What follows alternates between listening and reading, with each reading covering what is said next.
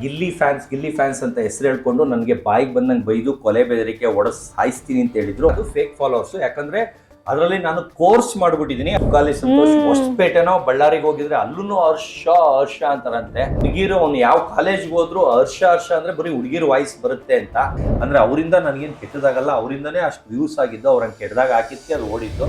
Dog ಹೋದ್ರೇನೆ ನನ್ಗೆ 2.5 ಲಕ್ಷ ಕೊಡೋದು. ನಾನು ನಾಳೆ ಹಾರ್ಟ್ ಅಟ್ಯಾಕ್ ಆಗಿ ಸಾಯಕ್ಕೂ ರೆಡಿ. ಸರ್ ನಿಮ್ಗೂ ಮತ್ತೆ ಗಿಲ್ಲಿ ಫ್ಯಾನ್ಸ್ಗೂ ಸ್ವಲ್ಪ ಆಗ್ ಬರಲ್ಲ ಸರ್. ಇವಾಗ ಗಿಲ್ಲಿ ಫ್ಯಾನ್ಸ್ ಬಗ್ಗೆ ಏನಂತ ಹೇಳ್ತೀರಿ? ಇಲ್ಲ, ಅವರು ಕೊಲೆ ಬೆದರಿಕೆ ಆಮೇಲೆ ಅವೇಚ್ಯ ಶಬ್ದಗಳಿಂದೆಲ್ಲ ಬೈದಿದ್ರು. ಅದರಲ್ಲಿ ಯಾರು ಜಾಸ್ತಿ ಹೈಯೆಸ್ಟ್ ಬೈದಿದ್ರು ಅದರಲ್ಲಿ 80 ಜನನ ಫಿಲ್ಟರ್ ಮಾಡಿ ತುಂಬಾ ತೊಂದರೆ ಮಾಡಿದವ್ರಿಗೆ, ಆಮೇಲೆ ಫೋನ್ ಸ್ವಿಚ್ ಆಫ್ ಮಾಡಿಸ್ತೀನಿ ಅಂತ ಚಾಲೆಂಜ್ ಮಾಡಿಕೊಂಡು ಮಧ್ಯರಾತ್ರಿ 2 ಗಂಟೆ 3 ಗಂಟೆ ಬೆಳಿಗ್ಗೆ 4 ಗಂಟೆ 5 ಗಂಟೆ ಎಲ್ಲ ಕಾಲ್ 100 ಕಾಲ್ ಮಾಡೋರು. ಅಷ್ಟು ನಂಬರ್ದು ಸ್ಕ್ರೀನ್ ರೆಕಾರ್ಡು ಎಲ್ಲ ಸ್ಕ್ರೀನ್ ಶಾಟ್ ತಗೊಂಡು ಆಮೇಲೆ ಗ್ರೂಪ್ ಕ್ರಿಯೇಟ್ ಮಾಡ್ಕೊಂಡಿದ್ರು. ಅದರಲ್ಲಿ ಒಬ್ಬ ಯಾರೋ ಒಳ್ಳೆಯವನು, ಸರ್ ನಿಮ್ಮ ಹೆಸರು ಹಾಳು ಮಾಡೋಕ್ಕೋಸ್ಕರ ಇವರು ಈ ಪರ್ಪಸ್ಗೋಸ್ಕರ ನಿಮ್ಮ ನಂಬರ್ನ ಹರಿಬಿಡಿತಾ ಇದ್ದಾರೆ ಸೋಷಿಯಲ್ ಮೀಡಿಯಲ್ಲಿ, ಅದರಿಂದ ನಿಮ್ಗೆ ಅಷ್ಟು ಕಾಲ್ಸ್ ಬರ್ತಾ ಇದೆ, ಇವನ್ಗೆ ಟಾರ್ಚರ್ ಕೊಟ್ಟು ಒಂದು ಫೋನ್ನ ಸ್ವಿಚ್ ಆಫ್ ಮಾಡಿ ಅಂತ ಹೇಳ್ತಾ ಇದ್ದಾರೆ. ಆ ಕಾರಣದಿಂದ ನೋಡಿ, ಇದು ಗ್ರೂಪ್ ಅಡ್ಮಿನ್ ಇವನೇ ಮಾಡ್ತಾ ಇರೋದು ಅಂತೆಲ್ಲ ಸ್ಕ್ರೀನ್ ಶಾಟ್ ಕೊಟ್ಟು ಅವನು ಪೊಲೀಸ್ ಸ್ಟೇಷನ್ಗೆ ಸಾಕ್ಷಿಗೋಸ್ಕರ ಹೇಳಕ್ ಬಂದಿದ್ದ. ಆ ಸ್ಕ್ರೀನ್ ಶಾಟ್ ಎಲ್ಲ ತಗೊಂಡು ಆಮೇಲೆ ಸೋಷಿಯಲ್ ಮೀಡಿಯಲ್ಲಿ ಯಾರ್ಯಾರು ಚಾನಲ್ ಅಲ್ದೇ ಇರೋಂಥ ಚಾನಲ್ಲು ನನ್ನ ಹೆಸರಾಳು ಮಾಡೋಕ್ಕೋಸ್ಕರ ಗಿಲ್ಲಿ ಫ್ಯಾನ್ಸ್ ಅಂತ ಹೆಸರು ಹೇಳ್ಕೊಂಡು ನನಗೆ ಬಾಯಿಗೆ ಬಂದಂಗೆ ಬೈದು ಕೊಲೆ ಬೆದರಿಕೆ ಹೊಡೆಸ್ ಸಾಯಿಸ್ತೀನಿ ಅಂತ ಹೇಳಿದ್ರು. ಅವ್ರ ಮೇಲೆಲ್ಲ FIR ಮಾಡಿದ್ದೀನಿ. ಅದು ಕೋರ್ಟಲ್ಲಿ ಮಾಡಿದ್ದೀನಿ, ಪೊಲೀಸ್ ಸ್ಟೇಷನಲ್ಲ, NCR ಅಲ್ಲ, FIR ಮಾಡಿದ್ದೀನಿ. ಅದು ಜಡ್ಜ್ ಮುಂದೆ ಹೋಗಿ ಆರ್ಡರ್ ತೊಗೊಂಡು ಬಂದು ಮಾಡಿದ್ದೀನಿ. 80 ಜನದ ಮೇಲೆ ಕೇಸ್ ಹಾಕಿದ್ದೀನಿ. 2 ಆಲ್ರೆಡಿ ಹಿಡ್ಕೊ ಬಂದಿದ್ದಾರೆ. ಇನ್ನು 3 ದಿವಸದಲ್ಲಿ ಅದರ ರಿಸಲ್ಟ್ ತೋರಿಸ್ತೀನಿ. ಅದು A1 ಹಿಡ್ಕೊ ಬಂದಾಗ ಅದು ಸೋಷಿಯಲ್ ಮೀಡಿಯಲ್ಲಿ ಎಷ್ಟು ಚಾನಲಲ್ಲಿ ಬರುತ್ತೆ ಅದು ನೀವೇ ನೋಡ್ಬೋದು. ಗಿಲ್ಲಿ ಇನ್ಸ್ಟಾ ಫಾಲೋವರ್ಸ್ ಇವತ್ತಿಗೆ 1.9 ಮಿಲಿಯನ್ ಇದ್ದಾರೆ ಸರ್. ಹೌದು, ಫೇಕ್ ಫಾಲೋವರ್ಸ್. ನಾನು ನಾಳೆ 2 ಮಿಲಿಯನ್ ಮಾಡಿ ತೋರಿಸ್ಲಾ ಮೇಡಮ್? ನಾನು ಒಂದೇ ಒಂದು ಹೇಳ್ತೀನಿ, ಅದು ಹೆಂಗ್ ಚೆಕ್ ಮಾಡೋದು ಅಂತ. 1 ಮಿಲಿಯನ್ 1.5 ಮಿಲಿಯನ್ ಎಲ್ಲ ಯಾವ ಹೀರೋಯಿನು ಯಾವ ಹೀರೋಗಿದ್ರು ಫೇಕ್. ಅದು ಹೆಂಗೆ ಚೆಕ್ ಮಾಡೋದು ಹೇಳ್ಬಿಡ್ತೀನಿ. ಅದು ಟಕ್ ಅಂತ ಒಂದ್ ದಿವಸನೇ ಹಿಂಗೆ ಟ್ರರ್ ಅಂತ ಹೊಟ್ಟೋಗುತ್ತೆ. ಅದೇ ರಿಯಲ್ದಾದ್ರೆ ಬರೀ 1,000 500 1000 ಹಂಗೇ ಹೋಗೋದು. ಒಂದ್ ದಿವಸಕ್ಕೆ 1 ಮಿಲಿಯನ್, ಒಂದೂವರೆ ದಿವಸಕ್ಕೆ 1.5 ಮಿಲಿಯನ್ ಹೋಗಲ್ಲ. ಅವ್ರದ್ದು ಗಿಲ್ಲಿದಕ್ಕೆ ಹೋಗ್ಬಿಟ್ಟು ಕ್ಲಿಕ್ ಮಾಡಿದಾಗ ಒಂಚೂರು ಕೆಳಗೋಗಿ ಯಾವುದು ಫೋಟೋ ಇರಲ್ಲ, ಇಲ್ದಿದ್ರೆ ರಘು 1 2 3, ಸುಹಾಸ್ 4 5 6, ಶೋಭಾ 1 2 ಆ ಥರ ನಂಬರ್ಸ್ ಇರುತ್ತೆ. ಅದನ್ನ ಕ್ಲಿಕ್ ಮಾಡಿದಾಗ ಅದು ಫೇಕ್ ಅಕೌಂಟ್ ಅಂತ. ಹೆಂಗೆ ಅಂದ್ರೆ ಅವ್ರಿಗೊಂದು ಹಾಯ್ ಅಂತ ಕಳಿಸಿ, ಆ ಕಡೆಯಿಂದ ಬಾಯ್ ಅಂತ ಬಂದ್ಬಿಟ್ರೆ 1 ಲಕ್ಷ ಕೊಡ್ತೀನಿ. ಅದು ಬಿಟ್ಟು ಅವ್ರದ್ದು ಫೋಟೋ ಇರಲ್ಲ, 0 ಇರುತ್ತೆ. ಅದಾದ್ಮೇಲೆ ಇರೋದು ಅದು ಫಾಲೋವರ್ಸಾ? ಫಾಲೋಯಿಂಗ್ ಇರುತ್ತಲ್ಲ, ಅದು 0ಗಿಂತ ಚೂರ್ ಜಾಸ್ತಿ ಇರುತ್ತೆ. ಲಾಸ್ಟ್ ಇರುತ್ತಲ್ಲ ಫಾಲೋವರ್ಸ್, ಅದು 2,000 5,000 10,000 ಇರುತ್ತೆ. ಅದು ಫೇಕ್ ಅಕೌಂಟ್. ಲಾಸ್ಟ್ ಇರೋದು ಫಾಲೋಯಿಂಗು, ಮಧ್ಯದಲ್ಲಿರೋದು ಫಾಲೋವರ್ಸ್, ಈ ಕಡೆ ಅವರ ಪೋಸ್ಟ್ 0 ಇರುತ್ತೆ. ಅಂದ್ರೆ 1 ಇಲ್ಲ 0 ಇರುತ್ತೆ. ಯಾವ್ದೋ ದೇವ್ರ ಫೋಟೋನ, ಸಮುದ್ರ ಫೋಟೋನ, ನದಿ ಫೋಟೋನ, ಗಿಡ ಫೋಟೋನ ಹಾಕಿರ್ತಾರೆ.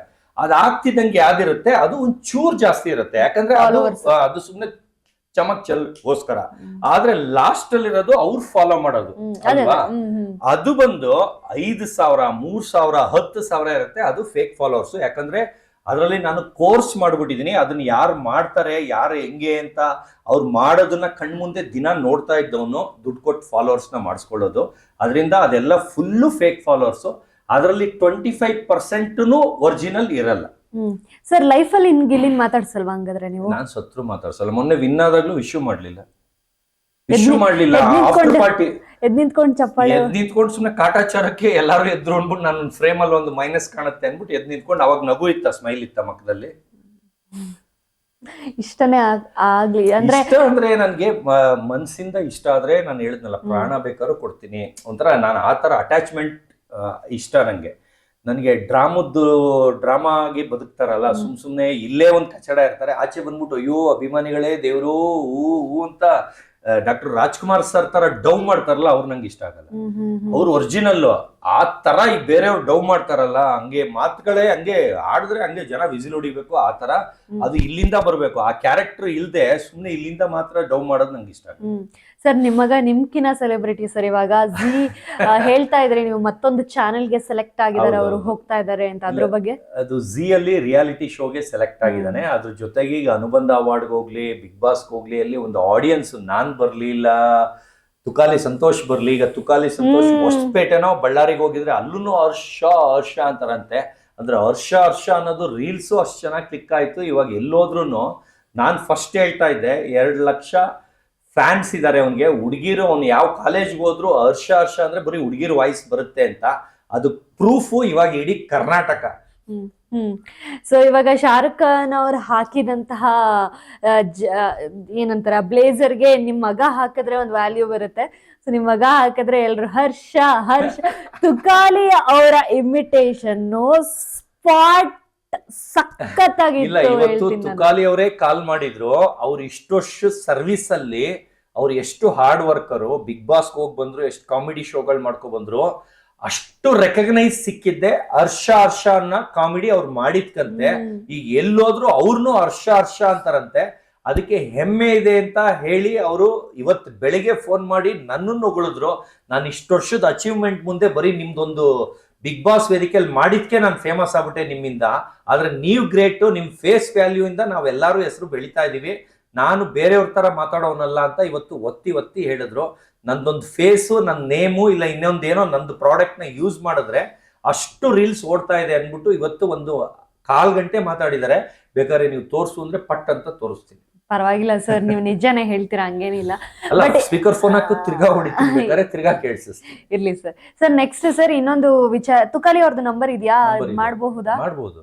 ಮಾಡ್ತೀರಾ ಒಮ್ಮೆ ನೋಡೋಣ ತುಕಾಲಿ ಸಂತೋಷ್ ಅವ್ರು ಏನ್ ಹೇಳ್ತಾರೆ. ಬಿಕಾಸ್ ಹರ್ಷ ಹರ್ಷ ಅನ್ನೋದು ತುಂಬಾ ವೈರಲ್ ಆಗಿದೆ. ಅದು ಇವ್ರು ಹೇಳಾದ್ಮೇಲೂ ಹೌದು, ಅಥವಾ ತುಕಾಲಿ ಸಂತೋಷ್ ಅವ್ರಿಗೆ ಬಹಳ ಚೆನ್ನಾಗಿ ಒಪ್ತು ಇವರ ಒಂದು ಕ್ಯಾರೆಕ್ಟರು. ಆ ಕೂಲಿಂಗ್ ಗ್ಲಾಸ್ ಇಲ್ಲಿವರೆಗೂ ಹಾಕೊಳ್ಳೋದು, ಆ ಶರ್ಟ್ ನ ಅದೇ ರೀತಿ ಹಾಕೊಂಡಿರೋ ರೀತಿ, ಸೊ ಎಲ್ಲ ತುಂಬಾ ಚೆನ್ನಾಗಿತ್ತು. ಐ ಥಿಂಕ್ ನೋಡುವ ಹೇಗಾಗತ್ತೆ ಈಗ. ಅಂದ್ರೆ ನಿಮ್ದು ತಿರ್ಗಾ ಒಂದು ಇನ್ನು ಏನೇನೋ ಟಾಪಿಕ್ ಮೊಲ ಎಲ್ಲ ಹೇಳಿದ್ರಲ್ಲ, ಅದೆಲ್ಲ ಮಾಡ್ದಿ. ಇನ್ನ ಏನೇನ್ ಹೇಳಿ, ನಿಮ್ದು ಏನೇನಿದೆ ಎಲ್ಲ ಹೇಳಿ. ನಿಮ್ ಡೈಲಾಗ್ ಅಷ್ಟು ವರ್ಕ್ ಆಗ್ತಾ ಇದೆ ಅಂತ ನಾನು ಹೇಳಿದೆ. ಇನ್ನು ಏನೇನ್ ಮಾತಾಡಿದೆ ಅದೆಲ್ಲ ಹೇಳ್ತೀನಿ. ಆಯ್ತು, ಎಣ್ಣೆ ತರ ತುರಾಡ್ಕೊಂಡು ಅದೆಲ್ಲ ಹಾಕಿ ಅಂತ ಎಲ್ಲ ಹೇಳ್ತಾ ಇದ್ದೆ ಬೆಳಿಗ್ಗೆ. ನಾವ್ ಆಕ್ಚುಲಿ ಟ್ರೈ ಮಾಡಿದ್ವಿ, ತುಕಾಲಿ ಸಂತೋಷ್ ಅವ್ರು ಏನ್ ಹೇಳ್ತಾರೆ ನೋಡೋಣ ಅವ್ರ ಮಗನ್ ಬಗ್ಗೆ, ಅಥವಾ ಇವಾಗ ಅವ್ರು ಸಿಗ್ತಾ ಇರೋ ಪಬ್ಲಿಸಿಟಿ ಬಗ್ಗೆ, ಅಂದ್ರೆ ಹರ್ಷ ಹರ್ಷ ಅನ್ನೋ ಒಂದು ಡೈಲಾಗಿಗೆ. ಬಟ್ ಅವ್ರು ಸ್ವಲ್ಪ ಬ್ಯುಸಿ ಇದ್ದಾರೆ, ಸೊ ಹಾಗಾಗಿ ಅವರು ನಮ್ಮ ಕಾಲಿಗೆ ಸಿಗ್ಲಿಲ್ಲ. ಬಟ್ ನಿಜವಾಗ್ಲೂ ಹೇಳ್ತೀನಿ, ಆ ಡೈಲಾಗ್ ತುಂಬಾ ವೈರಲ್ ಆಗಿದೆ ಸರ್. ಹರ್ಷ ಅವ್ರು ತುಂಬಾ ವೈರಲ್ ಆಗಿದ್ದಾರೆ, ನಿಮ್ಮಿಂದ ತುಂಬಾ ಖುಷಿ ಆಗುತ್ತೆ. ಆ್ಯಂಡ್ ಓವರ್ ಆಲ್ ಇವತ್ತು ನಿಮ್ಮ ಮನೆ ಹೋಮ್ ಟೂರ್ ಮಾಡಿದ್ವಿ, ಜೊತೆಗೆ ನಿಮ್ಮನ್ನ ಮತ್ತೆ ಮಾತಾಡ್ಸಿದ್ ಸಿಕ್ಕಾಪಟ್ಟೆ ಖುಷಿ ಆಯ್ತು ಸರ್. ಸೊ ನಿಮ್ಗೆ ಹೇಗನ್ಸುತ್ತೆ ಪದೇ ಪದೇ ಈ ತರದ ಒಂದು ಕ್ಯಾಮೆರಾ ಮುಂದೆ ಕೂತ್ ಮಾತಾಡೋದು? ತರ ಬಂದು ಈ ತರ ಒಳ್ಳೆ ರೀತಿಲಿ ಮಾಡಿದ್ರೆ ನನ್ಗೆ ಬೆಳಿಗ್ಗೆಯಿಂದ ಮಧ್ಯರಾತ್ರಿವರೆಗೂ ಮಾಡಿದ್ರು ನಂಗೆ ಬೇಜಾರಾಗಲ್ಲ. ಇವತ್ತು ಅಷ್ಟು ಚೆನ್ನಾಗಿ ಮಾಡಿದ್ರು.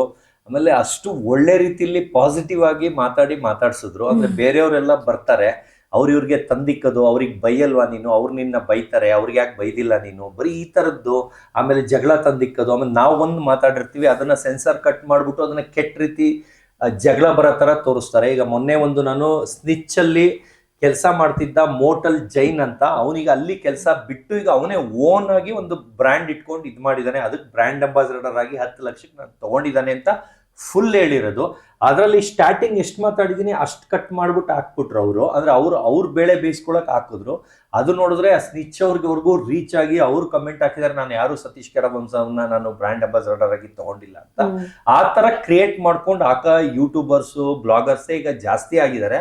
ಅಂದ್ರೆ ಅವರಿಂದ ನನಗೇನು ಕೆಟ್ಟದಾಗಲ್ಲ, ಅವರಿಂದನೇ ಅಷ್ಟು ವ್ಯೂಸ್ ಆಗಿದ್ದು. ಅವ್ರಂಗೆ ಕೆಟ್ಟದಾಗ ಹಾಕಿದ್ಕೆ ಅದು ಓಡಿದ್ದು. ಅದೇ ರಿಯಲ್ದ್ ಹಾಕಿದ್ರೆ ಅಷ್ಟು ಓಡ್ತಾ ಇರಲಿಲ್ಲ. ಅಂದ್ರೆ ಈಗ ಸಮಾಜ ಅರ್ಥ ಮಾಡ್ಕೊಂಡ್ಬಿಟ್ಟಿದೆ, ಏನು ಉಲ್ಟಾ ಹಾಕ್ತಾರೆ, ಏನು ಕೆಟ್ಟದಾಗ್ತಾರೆ ಅದನ್ನೇ ಜನ ನೋಡೋದು ಅಂತ. ಅದಕ್ಕೆ ಅವ್ರಿಗೆ ಏನ್ ಬೇಕು ಕಂಟೆಂಟು ಅದನ್ನೇ ಅದ್ರ ತಕ್ಕನಂಗೆ ಎಡಿಟರ್ಸು ಕಟ್ ಮಾಡಿ ಹಾಕಿ ಇದು ಮಾಡ್ತಾರೆ. ನನಗೆ ಅದು ಒಂದು ಒಳ್ಳೆ ರೀತಿ ಅಲ್ಲದೆ ಇದ್ರು, ನನಗೆ ಕೆಟ್ಟ ರೀತಿ ಇಲ್ಲ ಆದ್ರೂ ನಾನು ಅದರಿಂದ ಒಂದು ಫೇಮಸ್ ಆಗಿ ಸ್ನಿಚ್ ಅವ್ರಿಗೆ ನಾನು ಯಾರು ಅಂತ ಗೊತ್ತಾಗೋ ರೀತಿವರೆಗೂ ಹೋಗ್ಸಿದ್ರು. ಅದಕ್ಕೆ ಎಲ್ಲರಿಗೂ ಧನ್ಯವಾದ ಹೇಳ್ತೀನಿ. ಅಂದ್ರೆ ಒಂದು ಕೆಟ್ಟದ್ರಲ್ಲೂ ನಾನು ಒಳ್ಳೇದನ್ನ ನೋಡ್ತೀನಿ. ಅದು ಏನೇನ್ ಮಾಡ್ಕೊತೀರಾ ಮಾಡ್ಕೊಳ್ಳಿ, ಅದರಿಂದ ನಾನು ಇವತ್ತು ಮೇಲೆ ಹೋಗ್ತಾನೆ ಇದ್ದೀನಿ. ನಿಮ್ಮಿಂದ 1% ನನ್ ಕೆಳಗೂ ಬಂದಿಲ್ಲ. ನನ್ನ ಪೇಮೆಂಟು ಡಬಲ್ ಹೋಗ್ತಾನೆ ಇದೆ. 10 ಲಕ್ಷದವರೆಗೂ ಹೋಗಿದೆ.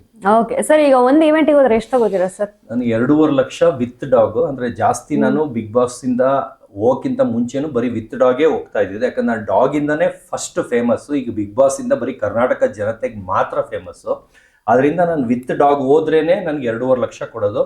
ನಾನು ಅದೇ ಬಿಗ್ ಬಾಸ್ ಇಂದ ಬಂದ್ಮೇಲೆ ಬೇಕಾದ್ರೆ ಸಿಂಗಲ್ ಆಗಿ ನಾನು 1 ಲ್ಯಾಕಿಗೆ ಬರ್ತೀನಿ ಅಂದ್ರು ಯಾರು ಕರೀತಾ ಇಲ್ಲ. ಇವತ್ತಿಗೂ ನನ್ನ ರೆಕಗ್ನೈಸ್ ಮಾಡ್ತಾ ಇದ್ದು ವಿತ್ ಡಾಗೇನೆ. ಅಂದ್ರೆ ಬಿಗ್ ಬಾಸ್ ಇಂದ ಆದ್ರೆ ಒಬ್ಬನ್ಗೆ ಕರೀತಾ ಇದ್ರು, ಇವತ್ತವರೆಗೂ ಒಬ್ಬನ್ ನನ್ನ ಕರೀತಾನೆ ಇಲ್ಲ. ಅಂದ್ರೆ ಎಲ್ಲಿ ನಾನು ಪೇಗ್ ಹೋಗ್ತೀನಿ ಅದೆಲ್ಲ ವಿತ್ ಡಾಗೇ ಹೋಗ್ತಾರೆ.